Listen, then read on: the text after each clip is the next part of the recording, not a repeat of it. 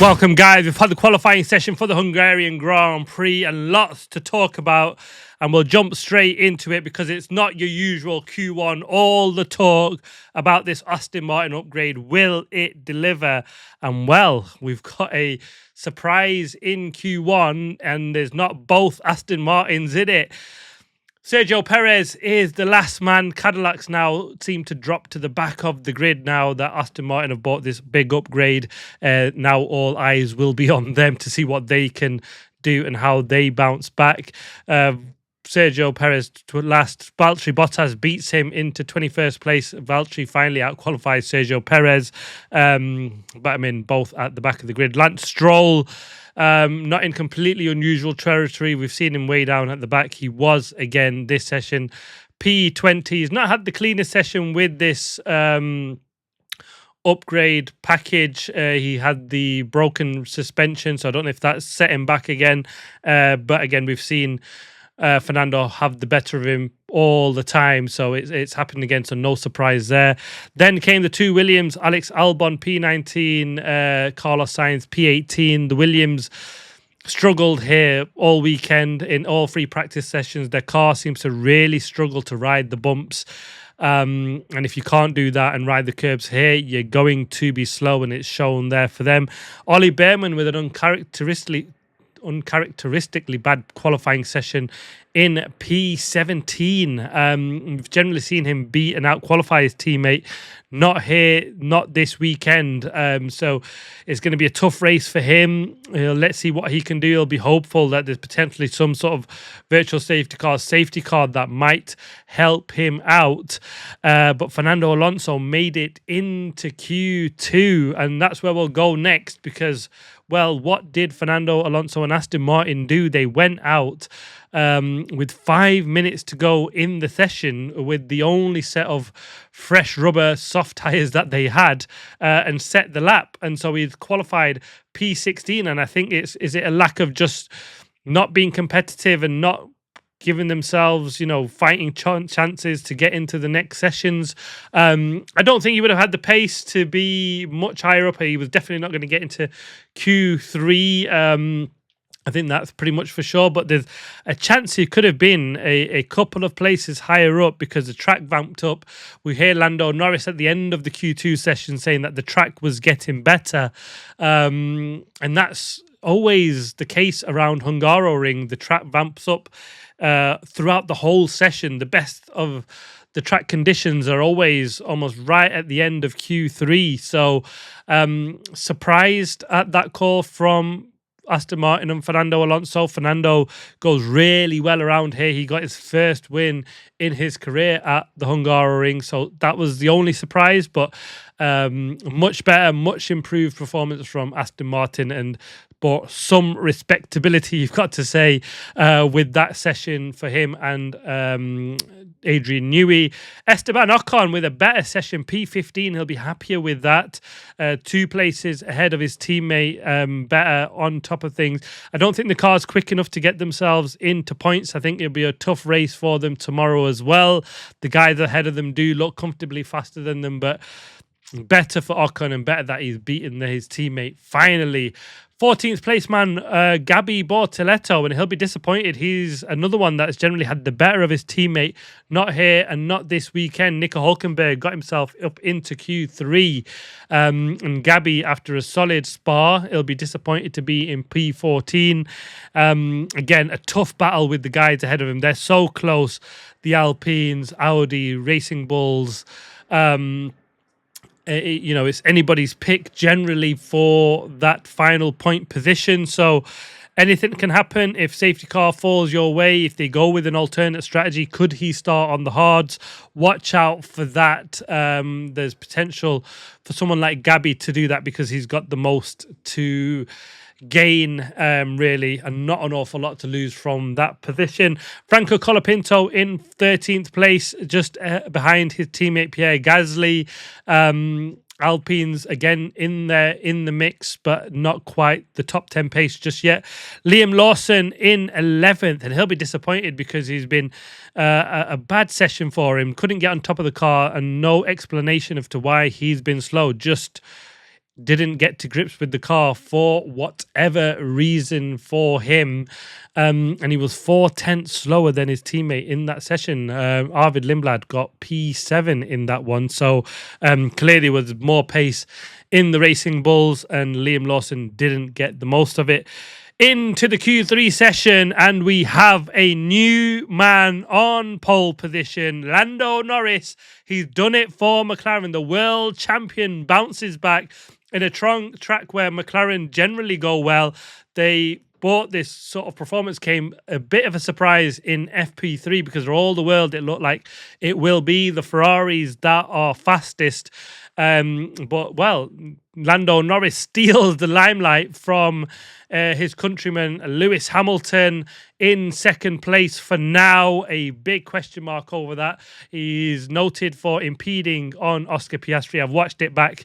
It's a guaranteed impeding. If he doesn't get a 3-second penalty or 3-place grid penalty for that, I will be shocked. So Lewis and the team radio or his race engineer not helping him with that one, not letting him know that Oscar was coming back behind him faster because it was down into turn one where he impeded Oscar. It was blatant impeding. Oscar didn't get the run that he wanted. So sadly, Lewis won't be starting in second and won't be given the opportunity to extend his lead in the championship or bite into the lead of Kimi Antonelli in the championship, where the Mercedes don't look so strong. He's going to have a lot of work to do from fifth at best as it stands. No official penalty yet, but expect it soon. Probably after I've posted this video, it'll pop up on the feed. I'm sure of that. It won't take too many looks to see that one. Charles Leclerc, P3. He's been off the pace a little bit of Lewis Hamilton. Lewis seemed to have this one in the bag. He was only 12 seconds off pole, Lewis. So 12 thousandths off pole position, Lewis. So it was nothing to pick between them. And Charles was saying he couldn't have got that level out of the car. He just wasn't as quick as Lewis or Lando today, but he's put himself in a good position. He'll probably line up second now, and can he take the lead into turn one, and we can see another win for Charles Leclerc tomorrow, because for all the world he'll be the lead Ferrari, and let's see how it works out for him. Kimi Antonelli, fourth place. The Mercedes don't quite look like they have the pace around here. I think that was always going to be the case, beaten by both Ferraris. I think the surprise here is beating by the McLaren of Lando Norris because, without the upgrades, I don't think we'd have seen Mercedes or McLaren up at the front. But P4 for Kimi, that'll be P3 on the clean side of the grid, so that might help him against Lando and Charles.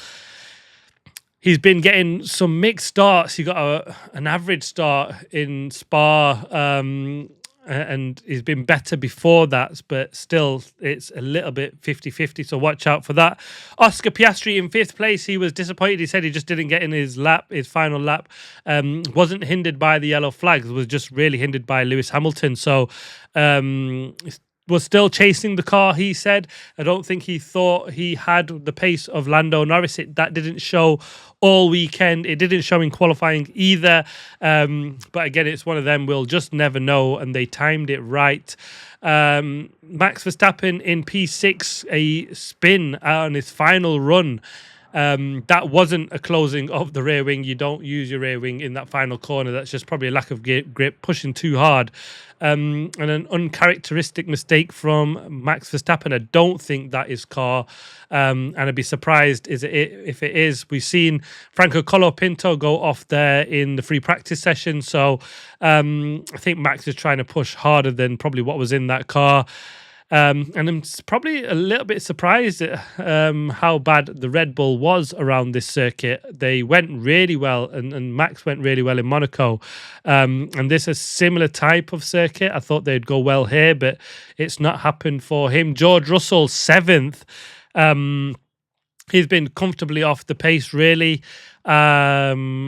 and then he stopped at the end of the session, said it was a water leak or a water issue on the car. So he'd be glad that happened in qualifying session, told to stop the car on track at the end. Turn one, that was the cause of the double yellow. It didn't affect Lando's final run. So yeah, let's watch out on that. But he's got an awful lot of work to do for George Russell. I'm sure there won't be any more penalties for him or any big changes to the car, but watch out for that. Isaac Hadjar, P8, he was better and closer to Max in the session. There was about a tenth between him and Max Verstappen, but his final run, not that clean. Arvid Lindblad, he can be very happy with a P9, best of the rest. He's done a solid job, and Nico Hulkenberg rounds off the top 10 for Audi, and he'd be very happy to beat his teammate. And let's see what happens in the race tomorrow. Well, strategy type 1, is you've got to say, it's Lando Norris and McLaren. Surprising that Ferraris were the first out on the final runs when they didn't have the grip or the best of the conditions. Everybody was first out on the final runs. Didn't get the track, but Lando and McLaren did. So yeah, let's hope that's Ferrari's only mistake of the race weekend, because we've seen this with a little bit of sloppiness creeping in, especially on Lewis's side of the garage. It's happened again. I think, especially with them being the first out on the second run, especially considering that Lewis had pole position in the bag. On the first run, he was a 10th up. So on the first run, he had provisional pole in the bag, did Lewis Hamilton. So could have afforded a risk potentially of a yellow flag. So I'm surprised that didn't happen. So I think that's a mistake from Ferrari as well. And then a double whammy with the impeding. I mean, that's so bad. And Lewis seems to get caught out with this more often than not. We see him get the air of many a driver in many sessions. And it's something that he probably needs to work on with his engineers, and not get caught out, because this could be really costly for him and the championship. But it will be a really interesting race tomorrow. It looks like it'll be a battle between Norris and Charles Leclerc. And who wins out? We've got Kimi Antonelli, that'll be right there in the mix. Race pace, the Mercedes did look really good in free practice sessions. The McLaren there or thereabouts. Ferrari is looking strong. So we'll see what happens. But Lando has and McLaren pre this upgrade have looked really strong in certain circuits. In Spa, especially on the first run, Lando Norris' pace was brilliant. So I wouldn't put it past us that we get a McLaren win tomorrow, especially with the pace that they've seen in parts, and now that they've qualified at the front. They've given themselves the perfect opportunity, and to give us all a head scratch and everybody on the field to say, what's going to happen in this season and in this championship going into the second half of the season? This is the last thing that Ferrari needed. When Mercedes don't perform, they had to capitalize to make it a good battle between them and Mercedes. Mercedes will potentially be happier that when they aren't at the races, it's not Ferrari's taking the win, it's somebody else. We've seen the Red Bull take points off Ferrari in Austria. Same, it was in Spa with Lewis as well.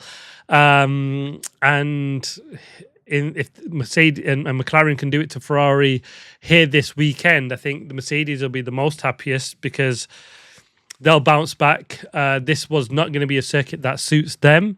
And if it's a McLaren winning it and not a Ferrari, it's great for them in the championship. But yeah, it should be a cracking race, because we've got a lot of what ifs, who can do what, where, what pace will show up. And yeah, we'll get some confirmation on this Lewis Hamilton incident as well soon enough. But there we have it. What a cracking qualifying session. What a grid for the race we have tomorrow. So many permutations. Anything can happen. So join me for the watch along for the main race tomorrow. It should be a cracker. Thanks for watching. Please like, subscribe, comment. As always, see you on the next one.